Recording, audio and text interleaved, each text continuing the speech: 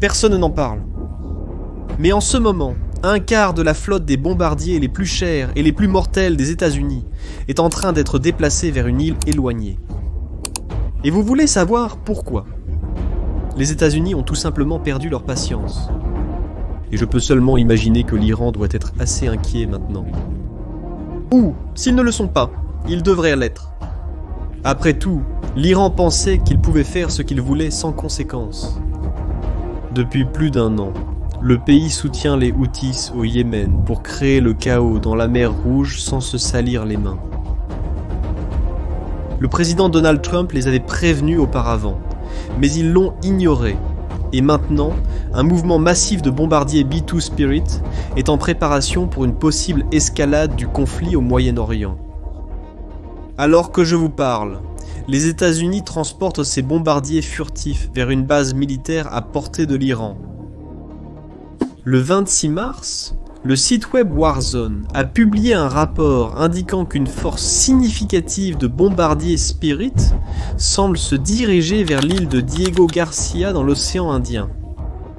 Les images satellites des 48 dernières heures montrent que les États-Unis sont en train de rassembler ce qui pourrait devenir une force de combat puissante sur cette île britannique. Diego Garcia n'est pas un nom que vous entendez tous les jours. C'est une île éloignée dans l'océan Indien, qui pour une personne ordinaire semblerait être un paradis sur Terre. Une végétation luxuriante, des plages de sable blanc presque intactes, des eaux cristallines. Ça ressemble à l'endroit de vacances parfait, n'est-ce pas ? Mais la réalité, c'était bien différente. L'île abrite une installation militaire américaine qui donne aux États-Unis des yeux et des oreilles stratégiques dans l'océan Indien. Louée par le Royaume-Uni, les Américains peuvent l'utiliser à n'importe quelle fin jusqu'en 2036. Mais que envoient exactement les États-Unis à cette île paradisiaque transformée en base militaire ? Eh bien, les preuves sont claires et inquiétantes. Les communications radio et les images satellites confirment qu'au moins 3 bombardiers B-2 sont déjà arrivés sur l'île, avec d'autres en route. Avec eux, des avions cargo C-17 et 10 avions citernes de ravitaillement en vol, éléments essentiels pour les missions à longue portée. 2 équipages de B-2 ont été entendus en communication avec le contrôle aérien australien, en utilisant les indicatifs Pitch 11 et Pitch 14. Ce sont des codes d'identification temporaire que les pilotes militaires utilisent lors des missions pour maintenir l'anonymat dans les communications radio, comme une sorte de nom de guerre pour l'aéronef pendant cette opération spécifique. Pitch 1-3, statut sur urgent, H1-3 bien reçu. L'avion italien 2 met fin à l'urgence. Ces bombardiers se sont arrêtés en Australie pour faire le plein avant de se diriger vers Diego Garcia. Un 4e bombardier, Pitch 13, a dû effectuer un atterrissage d'urgence à Hawaï. Et un autre avec le nom de code ABBA est également en route.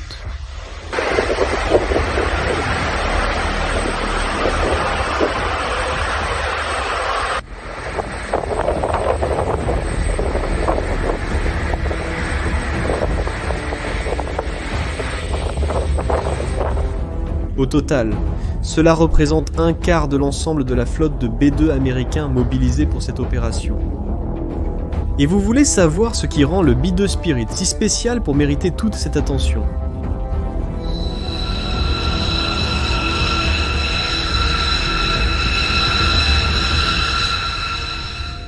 C'est simplement l'une des armes les plus extraordinaires jamais construites par l'homme. Piloté par seulement 2 personnes, ce bombardier peut atteindre des vitesses proches du son, voler jusqu'à 15 000 mètres d'altitude et parcourir un impressionnant 11 000 km sans avoir besoin de se ravitailler. Avec un seul ravitaillement en vol, son rayon d'action augmente à un incroyable 18 500 km.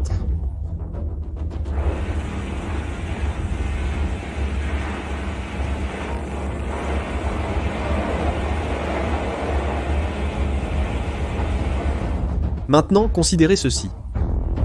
Diego Garcia est à plus de 5000 km de la pointe sud de l'Iran.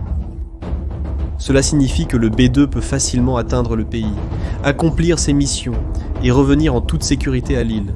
Et c'est un cauchemar pour l'Iran, qui n'a pas d'avion ou de missiles avec une portée suffisante pour frapper l'île.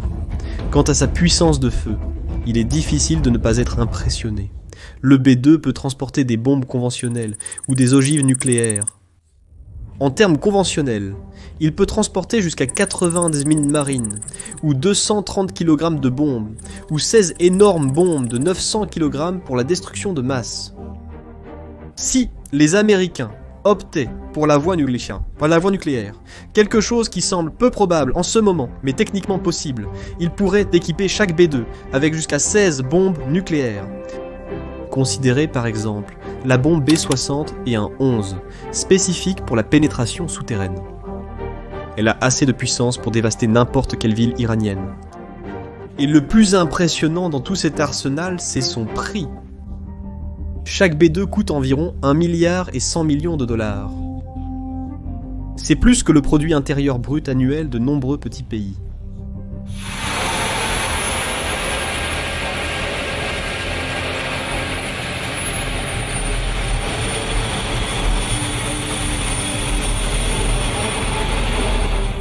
Cela signifie que les bombardiers envoyés à Diego Garcia représentent un investissement de plus de 5 milliards de dollars sans compter tout l'équipement qu'ils apportent. Mais ce n'est pas la première fois que les États-Unis utilisent Diego Garcia comme base pour projeter leur puissance contre l'Iran. En 2020, après l'assassinat du général iranien Qassem Soleimani, les Américains ont envoyé des bombardiers B-52 sur l'île, envoyant un message clair à l'Iran de ne pas chercher à se venger. L'île a également été utilisée comme point de lancement pour des attaques lors d'opérations en Irak et en Afghanistan. Et vous voulez savoir pourquoi les États-Unis prennent de telles mesures drastiques maintenant? Eh bien, les problèmes avec les Houthis, qui contrôlent une grande partie du Yémen, ont commencé lorsqu'ils ont décidé d'attaquer des navires dans la mer Rouge. Depuis 2023, le groupe a mené environ 130 attaques contre des navires commerciaux, forçant les routes maritimes entre l'Asie et l'Europe à dévier du canal de Suez pour contourner l'Afrique. Nous parlons d'un voyage plus long de 10 jours. Comme vous pouvez l'imaginer, l'impact économique a été dévastateur. Rien qu'en 2024, l'économie mondiale a perdu environ 200 milliards de dollars à cause de ces attaques et des déviations nécessaires. Chaque voyage a engendré un coût supplémentaire d'environ 1 million. Et ce coût supplémentaire se reflètera dans les marchandises transportées là-bas. Une facture que vous et moi payons, parce que les eaux commerciales ne sont plus sûres. À cause de cela, les États-Unis ont commencé à attaquer les bastions Houthis avec une grande intensité, ciblant leurs bases, silos de missiles et leur direction. C'était une démonstration de puissance, pas de simples avertissements. Je sais que beaucoup d'entre vous pourraient penser maintenant. Ok, vous parlez des Houthis, du Yémen. Qu'est-ce que l'Iran a à voir avec ça? Eh bien, la raison est qu'il y a de fortes preuves que le pays fournit des armes, des drones et des missiles aux Houthis. La Fondation pour la défense des démocraties affirme que l'Iran introduit fréquemment des armes en contrebande au Yémen. En juin de l'année dernière, le Royaume-Uni a documenté l'entrée d'environ 500 navires iraniens dans les ports contrôlés par les Houthis, montrant que le flux d'armes est constant et volumineux. Et pour cette raison, le message de Trump à l'Iran est clair. Arrêtez de soutenir les Houthis ou affrontez les conséquences. Le 7 mars, le président américain a révélé qu'il avait envoyé une lettre au gouvernement iranien ouvrant la voie à des négociations sur un nouvel accord nucléaire. Comme il l'a lui-même expliqué, j'ai écrit une lettre à leur intention, disant que j'espère qu'ils négocieront, parce que si nous devons intervenir militairement, ce sera terrible pour eux. La lettre fixe apparemment un délai de 2 mois pour que le leader suprême de l'Iran, Ali Khamenei, s'assoie à la table des négociations, soit jusqu'au début mai. L'arrivée des B-2 à Diego Garcia est la façon de Trump de montrer que ces menaces sont sérieuses. Les États-Unis signalent à l'Iran qu'ils sont très conscients que le pays n'a pas encore d'armes nucléaires, mais que les Américains en ont et peuvent les lancer à partir de bombardiers qui sont totalement hors de portée de toute contre-attaque iranienne.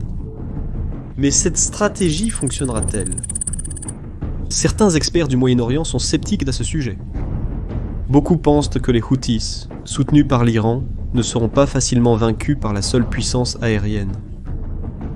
Comme l'a dit James R. Holmes, professeur de stratégie maritime au Naval War College, vous devez contrôler le territoire pour gagner. Les avions ne peuvent pas occuper de territoire, peu importe leur valeur en tant que capacité de soutien pour les armées et les marines. Mais il y a un autre point important ici. Il y a aussi le risque que les Houthis puissent utiliser les attaques américaines pour renforcer leur position au Yémen. Faraya al-Muslimi, un chercheur yéménite à Chatham House, a déclaré que ces attaques sont une réponse directe aux prières des Houthis d'avoir une guerre avec les États-Unis, car le groupe veut entraîner les États-Unis dans une escalade régionale plus large. Comme vous pouvez le voir, pour les Houthis, les raisons de provoquer un conflit avec les États-Unis vont bien au-delà de simples attaques de navires en mer Rouge. Cette guerre qu'ils désirent est profondément enracinée dans leurs croyances idéologiques et religieuses. La devise officielle du groupe comprend des phrases comme « mort à l'Amérique » et ils se voient comme faisant partie d'une résistance plus large contre l'influence occidentale dans la région. Pour eux, une confrontation directe avec les Américains n'est pas seulement une tactique militaire, mais aussi une validation de leur récit selon lequel ils défendent le Yémen contre l'impérialisme américain. Quelque chose qui renforce leur position interne et aide à recruter de nouveaux membres. Pendant ce temps, les grandes compagnies de navigation ne montrent aucun intérêt à retourner en mer Rouge de sitôt. Ils se sont déjà adaptés à des itinéraires alternatifs qui, bien que plus longs et plus coûteux, leur permettent de livrer des marchandises en toute sécurité. Comme vous pouvez le constater, nous sommes face à une impasse complexe. D'une part, les États-Unis démontrent une puissance militaire impressionnante avec le déploiement de ces puissants bombardiers. D'autre part, les Houthis semblent presque désirer cette escalade, tandis que le commerce mondial paie son prix pour contourner ce problème. Et vous? Que pensez-vous qu'il va se passer ensuite? Cette démonstration de force américaine fera-t-elle vraiment reculer l'Iran et arrêter de soutenir les Houthis? Ou nous dirigeons-nous vers un conflit encore plus grand au Moyen-Orient? Et plus important encore, croyez-vous que la stratégie de Trump d'utiliser les B-2 comme levier fonctionnera pour amener l'Iran à la table des négociations sur son programme nucléaire? Partagez vos réflexions dans les commentaires. Je suis très curieux de savoir ce que vous pensez de cette question. Et si vous aimez ce contenu, n'oubliez pas de laisser un like et de vous abonner à la chaîne pour plus d'analyses sur les conflits mondiaux et la géopolitique. À bientôt dans la prochaine vidéo.